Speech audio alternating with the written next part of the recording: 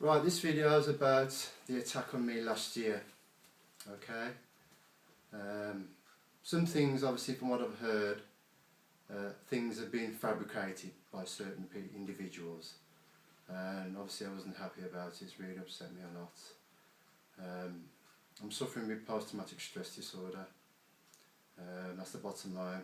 Unfortunately, no longer in work now. My sick pay's run out, and I've finished now. So, here we go anyway. Right, I was at work last year, March, on Wednesday the 16th, 2011. Started my shift at 8:30 in the morning. Did my usual stuff. Patrolled the car park with my high vis on. As part of the health and safety thing. Come back in the store, did my patrols around the store, and patrolled the warehouse and the warehouse yard, and I came back to the liquor aisle, which I normally stand, so I had a presence around there. About just before 10:20, I was called to the front of the store by the car park.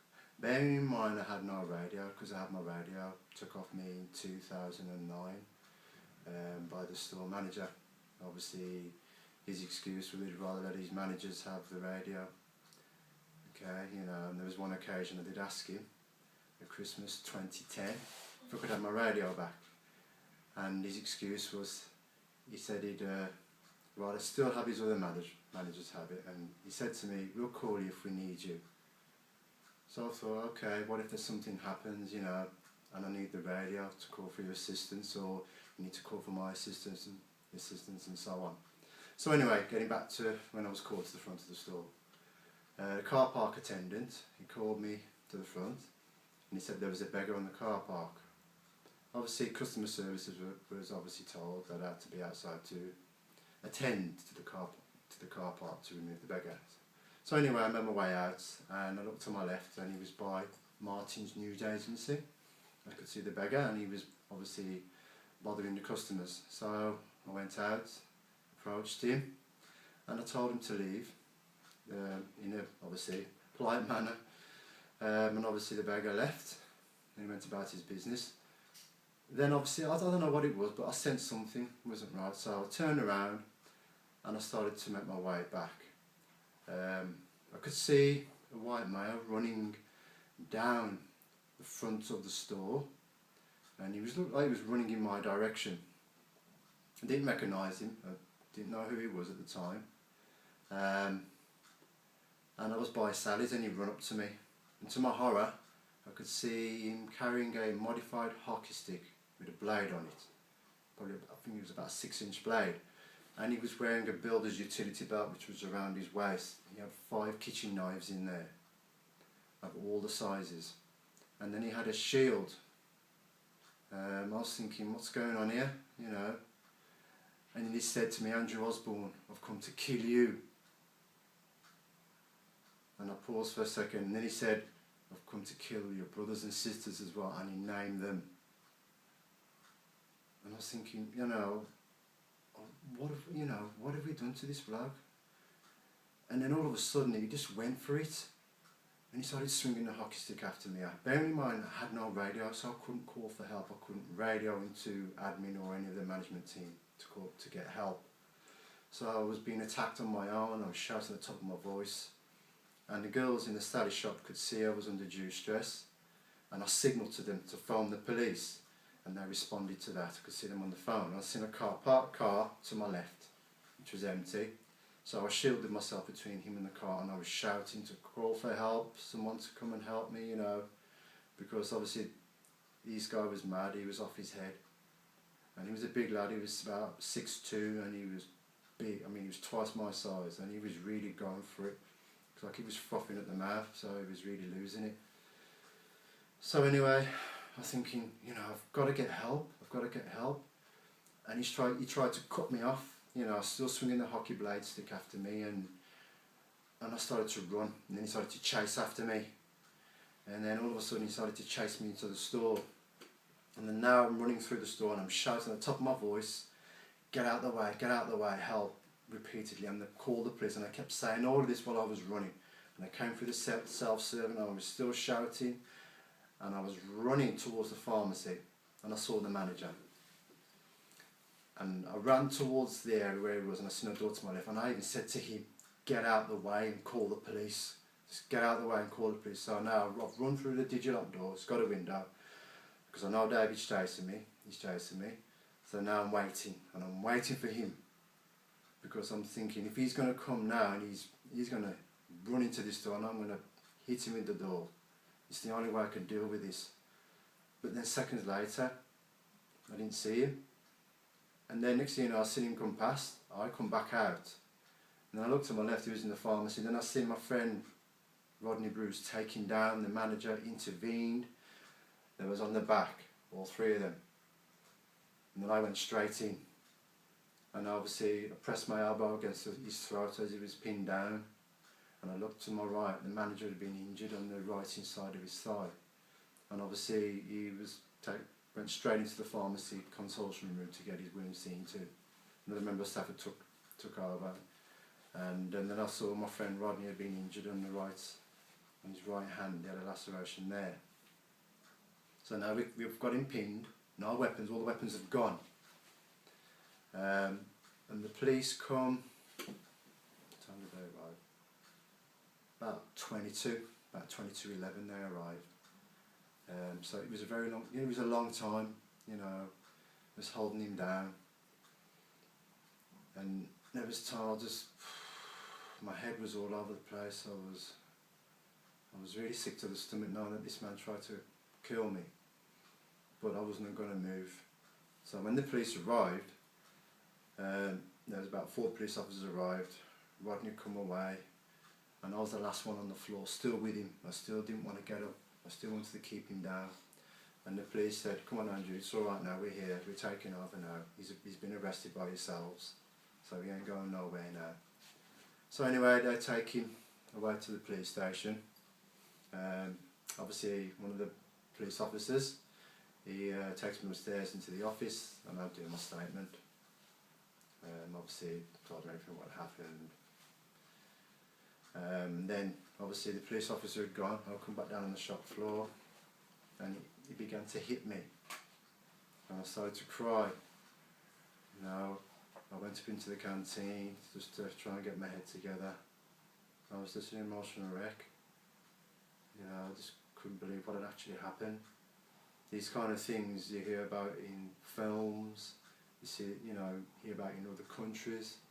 You know, in life, you have to expect the unexpected, especially being the kind of work I used to do.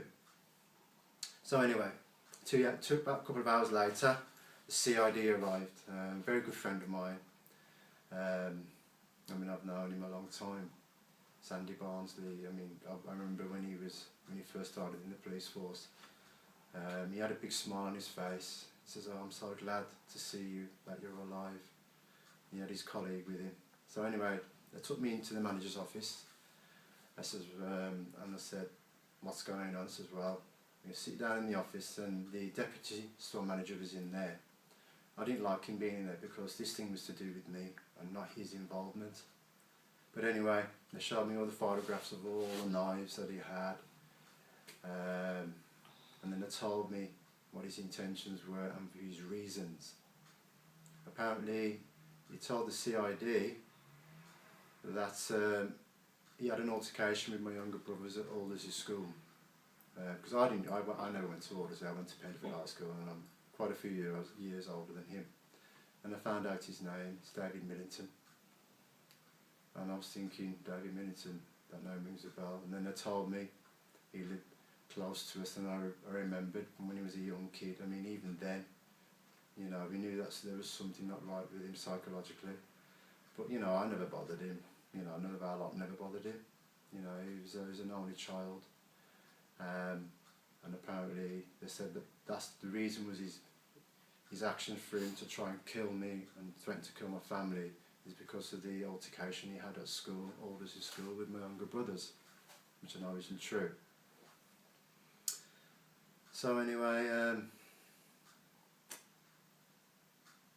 you know, he hit home then when they told me that he'd been coming into the store, he'd been stalking me. He'd been coming in 99 times, when I was on duty. And obviously he wrote a list with all our names on it. My name was up there at the top, I was the first, followed by my brothers and sisters' names in sequence. And the reason why he went for me first, because I'm always at work. He'd been obviously stalking my other brothers and sisters and he couldn't find them. So he knew where I was, and that's why he came to try and kill me first. And then he hit home, you know, again, it was just unbelievable. Just couldn't believe it. You know, reality started to hit. It really did. Just couldn't believe that someone wanted to do that to me and my entire family.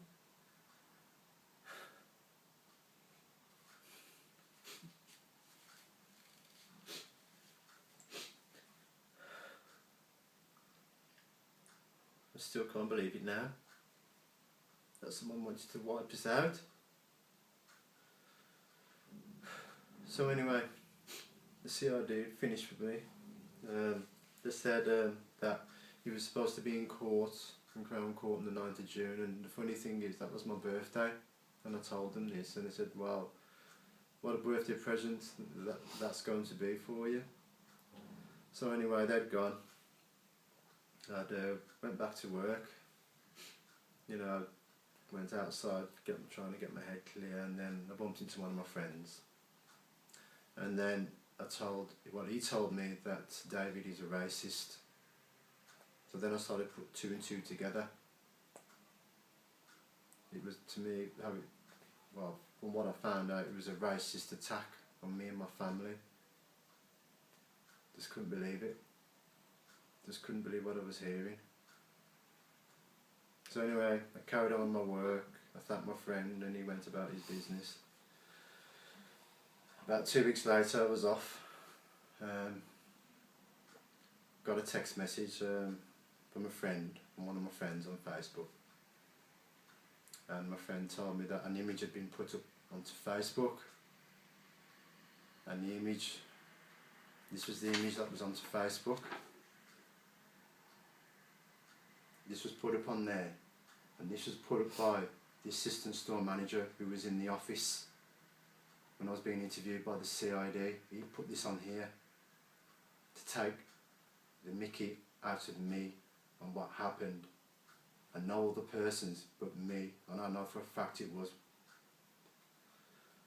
I just can't believe that someone at that professional level would do anything like this. You know, this is appalling. I've gone through the trauma of someone trying to kill me, and this on top. You know. So anyway, when I was told about what he'd done, I reported it to the security division of Morrison's, and they couldn't believe what they was hearing. So anyway, they said that obviously they'll deal with it, and they said they won't tell me what's going to happen to him. So I was unhappy about that really, because by rights I had the right to know, you know, what's going to happen to him. So anyway, later on I found out he got a written warning, a slap on the wrist basically. Now if that was anyone like me, for instance, if I'd done that to someone at work, I would have been given a sack for gross misconduct. You know, that's not on, and I can promise you he's not going to get away with that, whether he likes it or not. So anyway, still carrying my work. I can't even look at the guy in the face anymore now for what he'd done by uploading that picture. Much less hold a conversation with him. You know, I didn't acknowledge him anymore. So I just kind of did my job as usual. You know, I'm the kind of person that I don't take time off because of when things happen. I try to be there and try and resolve the issue by coming to terms with it, by still going into work. But that's me. It's the way I deal with things. So anyway, I'm off in June now, and I found out that obviously the court date has been changed to the 13th of July, and obviously I wasn't told.